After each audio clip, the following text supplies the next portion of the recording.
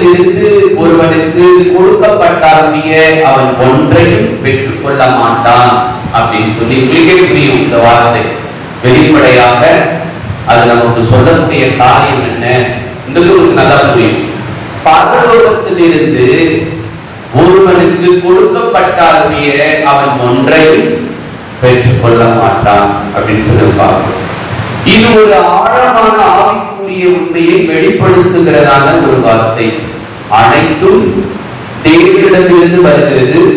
மனிதன் தன் முயற்சியினால் எதையும் அடைய முடியாது. பரலோகத்திலிருந்து ஒருவனுக்கு கொடுக்கப்பட்டாலுடைய ஒன்றையும் பெற்றுக் கொள்ள மாட்டான்.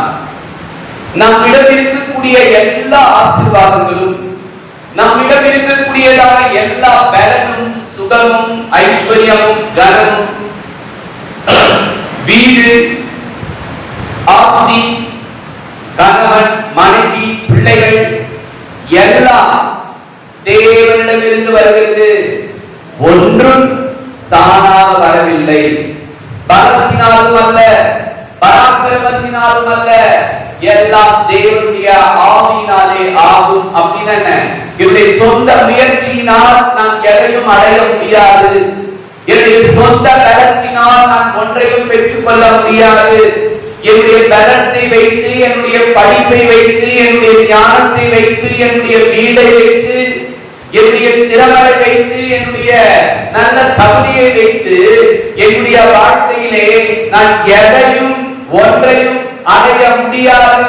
எதையும் நான் பெற்றுக் கொள்ள முடியாது. எல்லாம் தேவனிடமிருந்து வருகிறது.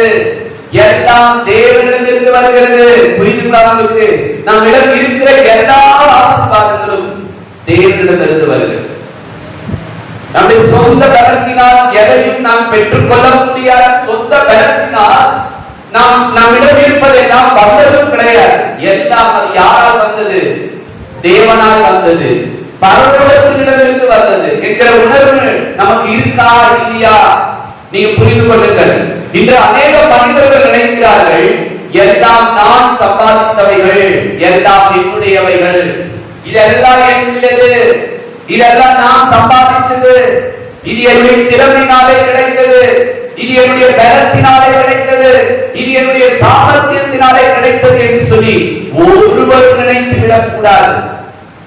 இது எல்லாம் யாரால் கிடைத்தது? உங்ககிட்ட இருக்கிறது எல்லாம் தெய்வம் தந்தது. நம்ம கிட்ட இருக்கிறதெல்லாம் யார் தந்தது?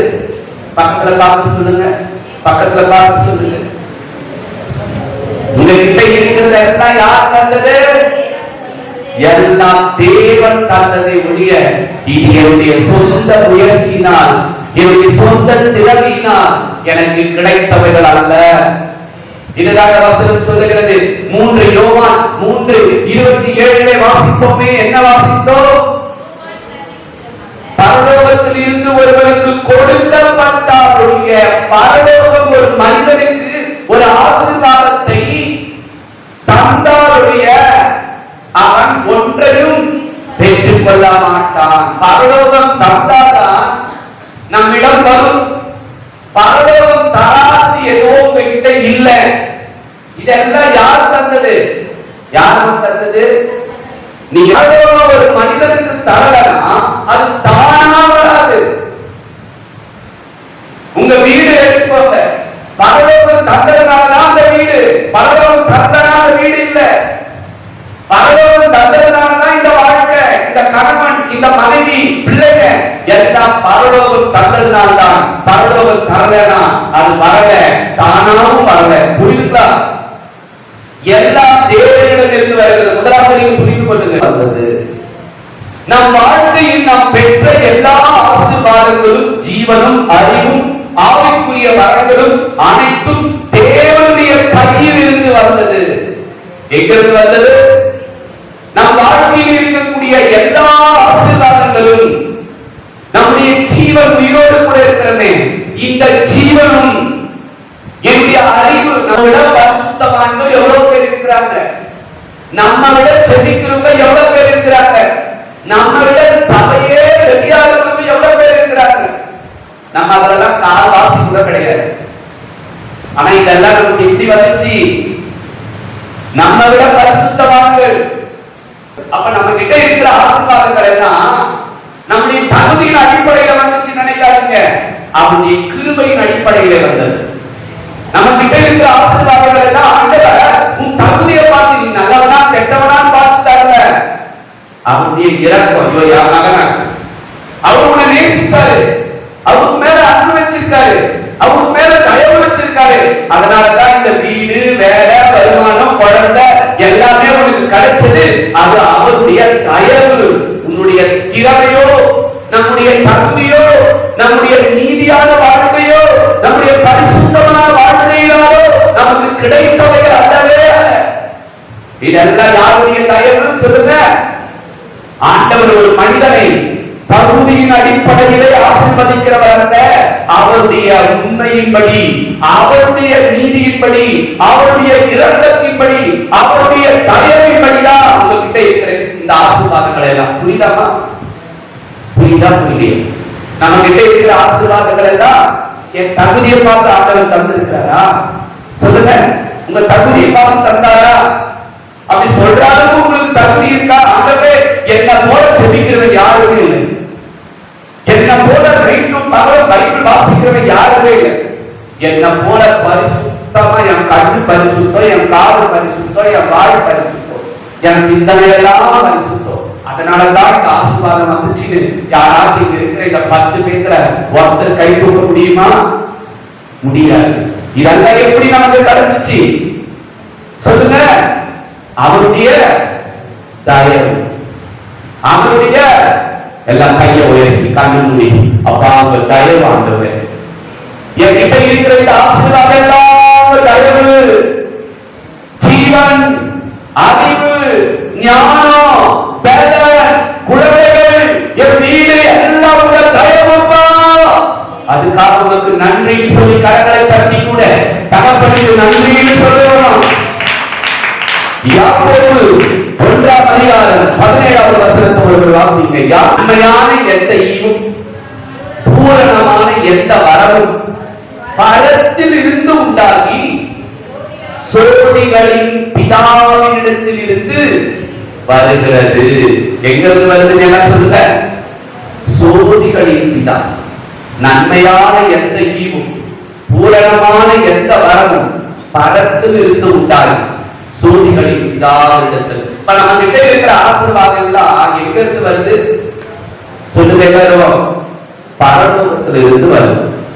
ஆண்டவர் வேலை கொடுக்கலன்னா உன்னால வேலைக்கு போக முடியாது. ஆண்டவர் சுகத்தை கொடுக்கலன்னா உன்னால வேலைக்கு போக முடியாது. இதெல்லாம் யாரால வந்தது?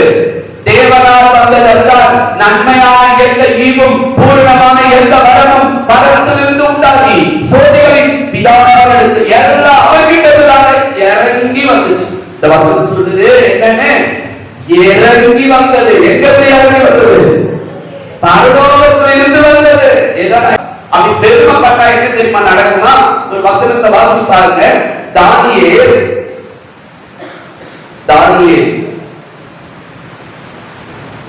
4வது அதிகாரம் 30வது வசனம். இவரு என்னால ஆட்சி சொல்லிட்டார், இது என்னாலதான் இது நடந்ததுன்னு சொன்னார் இவரு. அதுக்கு அவருக்கு என்ன பனிஷ்மெண்ட் தேவன் கொடுத்தார் தெரியுமா? வாசி பாருங்க. 4வது அதிகாரம் 30வது வசனமும் 33வது வசனம் வரை என்ன சொல்றாரு? என்னுடைய மகிமை பிரஸ்தாபத்திற்காக, என்னுடைய கௌரவத்துக்காக, என்னுடைய பேர் புகழுக்காக இந்த நான் கட்டின பாபிலோன் சொன்னார். சொன்ன உடனே என்ன தெரியுமா நடந்ததா? வானத்திலிருந்து ஒரு சத்தம் உண்டாகி, இப்போ தேவதாசனே நீ இப்பொழுது ராஜ்யபாரம் இதை நான் கட்டன்னு சொல்லி திம்புராணி வாயை திறந்து சொன்ன பத்தியா? இப்போ ஒரு ராஜ்யபாரம் வைக்கப்பட்டது, நீ மனுஷர்கள் இருந்து தள்ளப்படுற. அப்படின்னா இனி மனுஷ கூட்டத்திலே இருக்க போறதில்லை, நீ மனுஷனாவே வாழ போறது. யார் ஒரு பெரியதா இருக்கா? நீ மனுஷனாவே வாழ போறதில்ல. இப்ப நீ யார் மிருகத்தோடு வாழ? யார் மிருகத்தோடு வாழலாம்? மிருகங்களோடு யார் வாழா? மிருகங்களோடு மிருகம் தான் வாழ. மனுஷ வாழ முடியுமா? நீ மிருகத்தோடு வாழ போற, அதுவும் மாட்ட போல பிள்ளை செய்ய போற. ஒரு ராஜா இப்ப போய் பிள்ளை மாடு கூட மேய்ச்சிக்கிறாரு. நாலு கை வச்சு எப்படி ஒரு ராஜா மாடு எப்படி இருக்கும்? அந்த மாதிரி ஒரு பிள்ளை பேசிக்கிறார் மாடு கூட. இது நான் கற்றுன்னு சொன்னல, பரலோக ஒருவனுக்கு கொடுக்கப்படாவிட்டால் ஒன்றுமாயிடத்து வராது என்று வசனம் சொல்லுகிறது. நன்மையாக எந்த ஈவும் பூர்ணமான எந்த வளமும் பரத்திலிருந்து வருகிறது என்று வேதம் சொல்லும் பட்சத்தில் இந்த வேறுபாடு நேச்சா நான் கற்றுன வாயிலோ அந்த வார்த்தை உங்க வாயில் வரவே கூடாது. இது என்னுடையது, நான் ஜெபிச்சு ஆச்சு, நான் வாங்குறதுனாலதான் ஆச்சு, இது என்னாலதான் போச்சு, இது என்னாலதான் ஆச்சு அப்படின்னா மாற போல பிள்ளைதான். ஆண்டவர் என்ன பண்ணுவாங்க, தள்ளிடுவார். மாற போல பிள்ளை நேரம் விடுவாரோ இல்லவோ எனக்கு தெரியாது. ஆனா நம்ம என்ன பண்ணிடுவாரு, தள்ளிடுவார்னா தாழ்த்திடுவார். ஏன்னா நம்ம எல்லா புகழும் ஆண்டவர் தான் செலுத்து. என்கிட்ட இருக்கிற எல்லா ஆசீர்வாதங்களும் யாரால வந்துச்சுங்க? நான் பெருமைப்படுத்த ஒண்ணும் இல்லை. பெருமை இருந்துச்சுன்னா ஆண்டவர் அதோட கீழே தள்ளிடுவார், தள்ளி விட்டுருவார். ஆனா தாழ்மையாய் ஆண்டவர் கொடுத்தாரு பாத்தீங்களா? சொல்லுங்க, எங்க போனது தைரியமா சொல்லுங்க. ஏசப்பா தந்து யார் தந்தது? இது என் ஏசப்பா தந்த வாழ்க்கை, இது ஏசப்பா தந்த வீடு, இது ஏசப்பா தந்தது. அவரை உயர்த்துங்க. நான் எவ்வளவு கஷ்டப்பட்டு கட்டணும் தெரியுமா? எனக்கு கட்டணும் சொல்லுவோம். நான் எவ்வளவு கஷ்டப்பட்டு கட்டணும் தெரியுமா? எப்படி கடன் வாங்கி கட்டணும் தெரியுமா?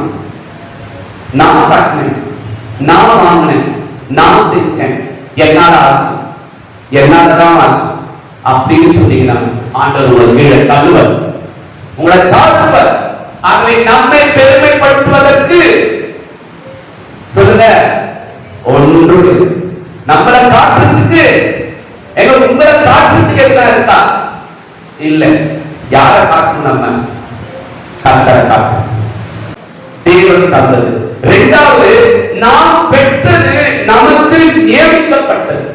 நீங்க பெற்றதெல்லாம் உங்களுக்கு அப்படின்னா அவனுடைய திட்டத்தின்படிதான் உங்களிடம் இருக்கிறது. அதை நீங்க நம்பணும். இல்லாத ஒன்றுக்கு ஆசைப்படக்கூடாது.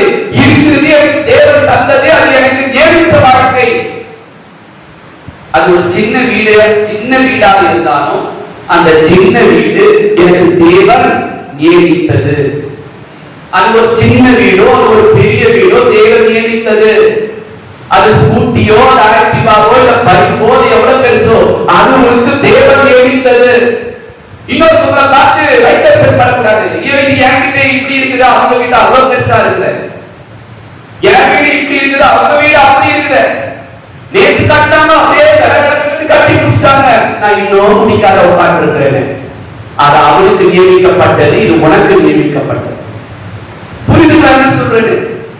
இல்லாத ஒன்றை நினைச்சு நம்ம தேவையில்லாத பேசக்கூடாது. ஆண்டவர் எனக்கு இது நியமித்தவைகள், ஆண்டவர் எனக்கு தந்தவைகள். ரோமர் 12:6 எடுத்து வாசிங்க. ரோமர் 12:6 என்ன சொல்லுகிறது வாசிப்போம். கொடுக்கப்பட்ட கிருபையின் அளவின்படியே அப்படின்னா என்னன்னா, ஆண்டவர் உங்களுக்கு எந்த அளவின்படி உங்களுக்கு தர விரும்பி இருக்கிறாரோ அந்த அளவின்படி என்ன பண்ணியிருக்கிறார் உங்களுக்கு சொல்லுங்க, தந்திருக்கிறார்.